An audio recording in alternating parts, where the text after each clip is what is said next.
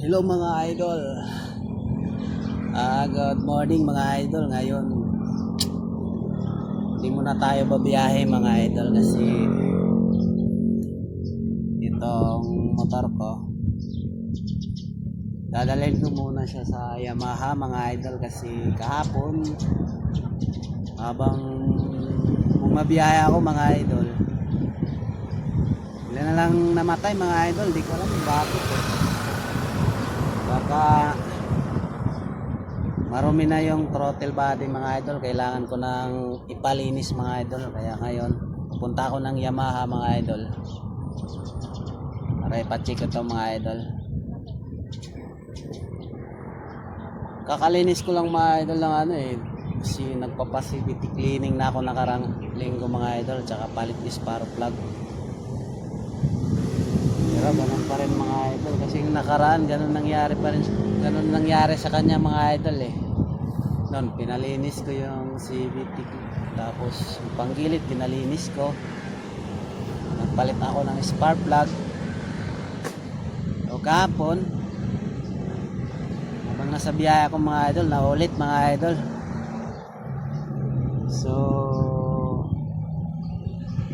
tapos itong mga idol, ito siya mga idol, kahapon sinisipa-sipa ko ito mga idol, naglo-loss compression siya mga idol, wala siyang lakas. Pero nung pinahinga ko mga 15 minutes mga idol, pinastart ko siya dito mga idol, yun gumana siya mga idol, gumana siya sa post start. Nung pinahinga ko siya mga 15 minutes mga idol, tapos okay na mga idol. Pero ang problema mga idol, pag tumatakbo ako, pag nag-a-apply ako ng preno mga idol dito, nababiglang preno ako mga idol, yun doon siya nagkakaroon ng tendency na mamatay yung makina niya mga idol. So ito kailangan dalhin muna sa Yamaha mga idol para iwas abala mga idol sa biyahe.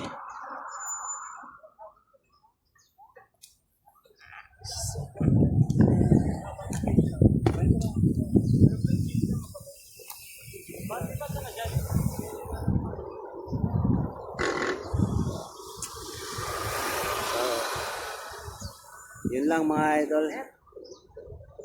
punta muna tayo ng Yamaha, papacheck natin to mga idol kasi abala sa biyahe mga idol. So mamaya mga idol, update ko na lang kayo sa pag nandun na tayo sa Yamaha. Okay mga idol, yun lang mga idol, salamat.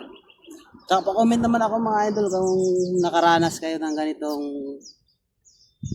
na pag nasa biyahe kayo bigla siyang namamatay. Tapos yung kickstart niya mga idol, pag sinisipa naglo-loss compression mga idol, wala siyang lakas, hindi siya mag sinipa mo, wala talagang kalakas-lakas mga idol. So yun nga, pinahinga ko ng mga 15 minutes mga idol. Ginamit ko yung post start dito mga idol, yun umandar na siya mga idol. Oh ma'am, okay naman ito, mamaya update ko lang kayo.